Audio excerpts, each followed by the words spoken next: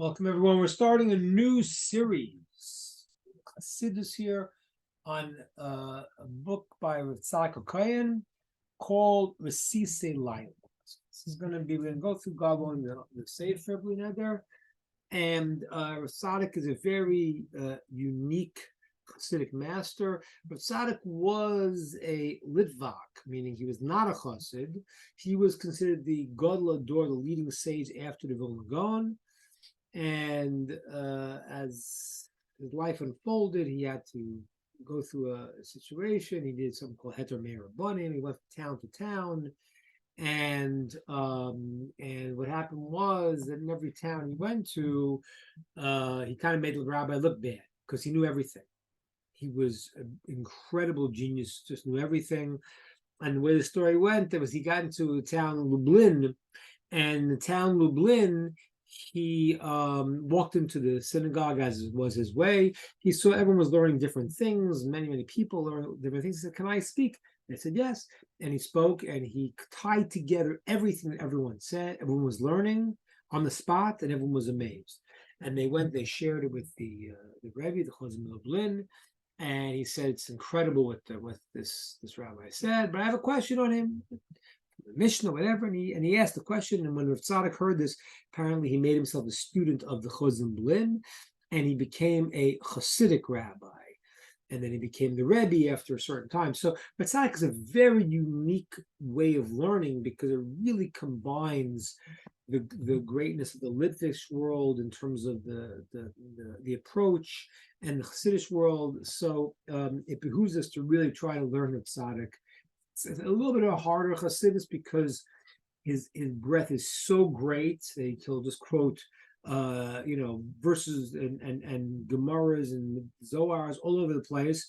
The books are like a 200-page works that are one sentence. He just goes from everything, ties everything together. But it's amazing, and we're going to start this journey together. So we're learning a book called Resesei Liela. And we're going to start with the first simon, the first chapter.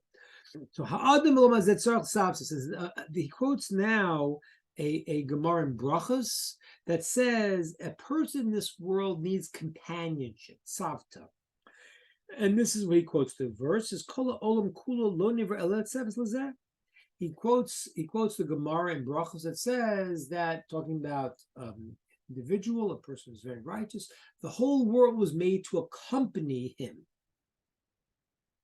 Mamina, we hear from this, that a human being needs the company of the created entities, the other things in the world.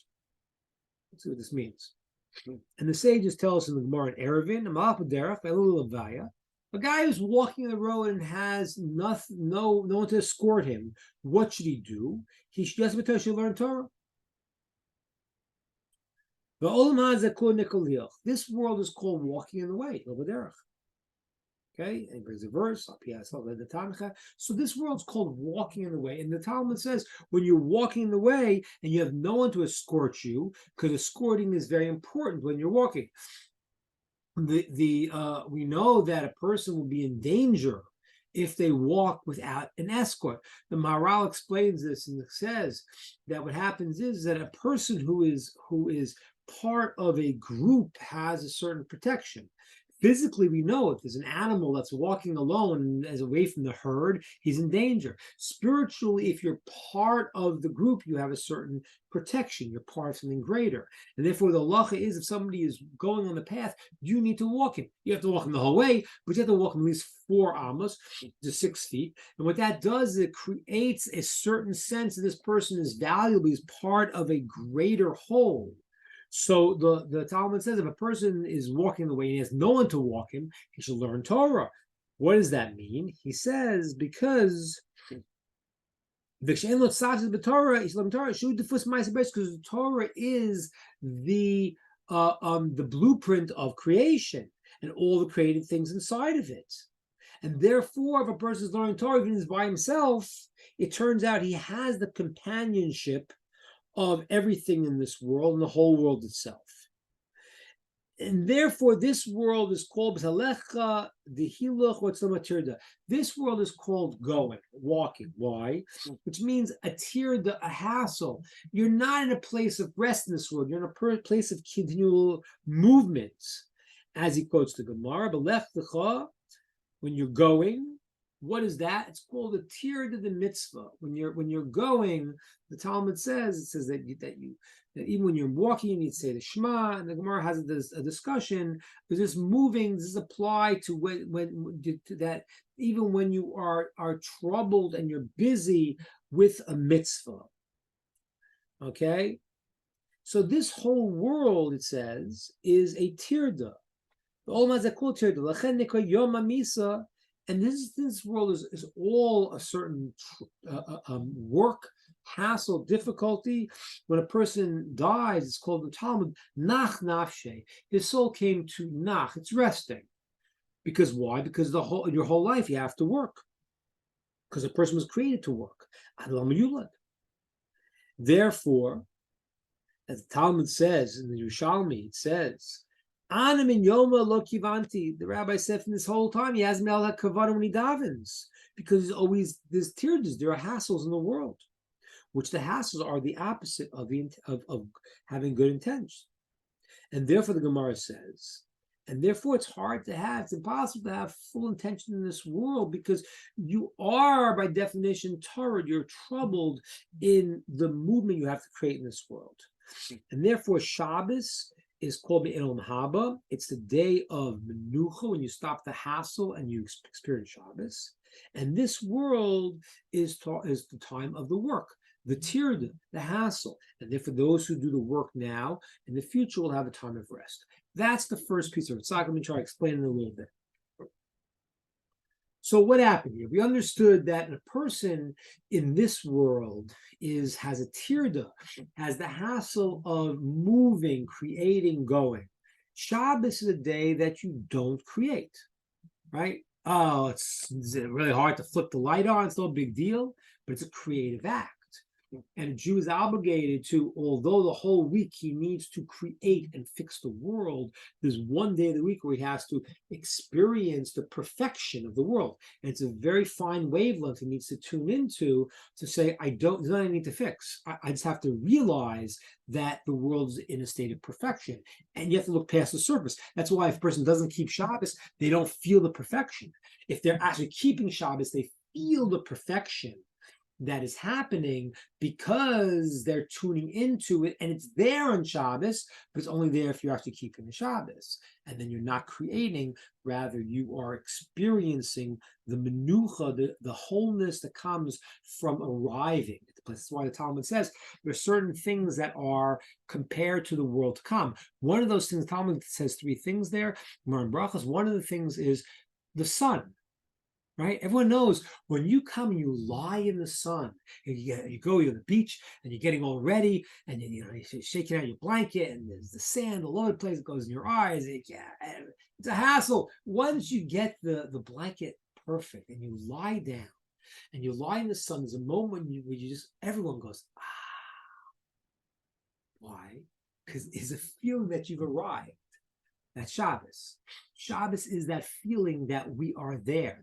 Our whole lives is moving. We have to create, and it's called a tircha. It's called work. It's called a hassle. Now, what happens is that every individual is not whole on his own. He needs other components that will fill out the whole picture. So in our lives, I'm working, I'm trying to accomplish, I'm trying to do something, but I am really part of a greater whole. And that's why there's 13 commandments. You can't do all 13 commandments. There's no way. Forget the fact there's no base in Mikdash right now, there's no temple to do it, but if you're not a Kohen, you can't do the laws of the Kohen. You're not a king, you can't do the laws of a king. Everyone has different things. There's even laws there's a mitzvah if a couple, God forbid, wants to get divorced, which is a terrible thing. It says the altar cries, it says that's one of the mitzvahs. So how does a person, it's not a mitzvah to go and divorce his wife to do a mitzvah of get. So the Kabbalists say that the soul of the person could enter into another person who's doing that to get that mitzvah. But the point is that you can't, no one can do all the mitzvahs.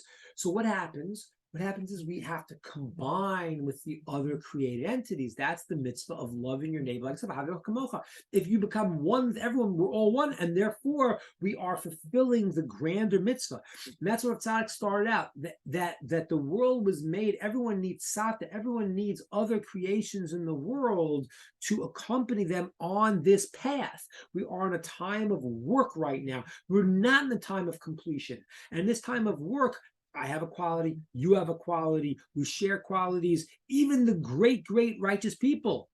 So the Gemara is talking about Brachos, this great sage who was the leader of everyone. It says he still needs Satan, he still needs other people in the dynamic of what he needs to do. So every person needs to connect with everything in the world, because everything in the world is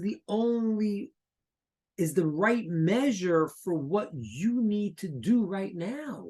Don't mistake it. When you have a person who you're running into, it's not an accident. That person has something for you. I will learn from all the people, because even if a fool, I learn something from, I see something, I figure out something from him. If he's put in front of me, there's a reason I got to learn something from him. And therefore, everyone needs the pieces of this world. And that's what he was saying. If a person does not have other people, is walking out alone on his way, learn Torah, because the Torah has every single component, has every aspect of reality, since it's the blueprint of reality. And therefore, when a person is learning Torah, he has Leviah, he has the escorting of every aspect of the creation. That's the first piece of Tzaddik in Resesei Liela, that a person has to understand. This world is the movement, is the work, and therefore there are other components that are needed to fill your mission. You do with the people that are put into your reality, and you do with the Torah that is the blueprint of everything. That's the first stage. There is the point where we come to the completion. That's the aspect of Shabbos. And even though on Shabbos, today, after Shabbos, we're back to the regular world. Shabbos is called Me'ein Olam Haba, a taste of this, of the eternal world, because it's the moment where every piece that has to be put into place during the 6 days of the week comes to its naicha, comes to its rest, comes to its completion, and you have arrived. That is the first piece in Resesei Liela, and we look forward to the new one tomorrow. All the best.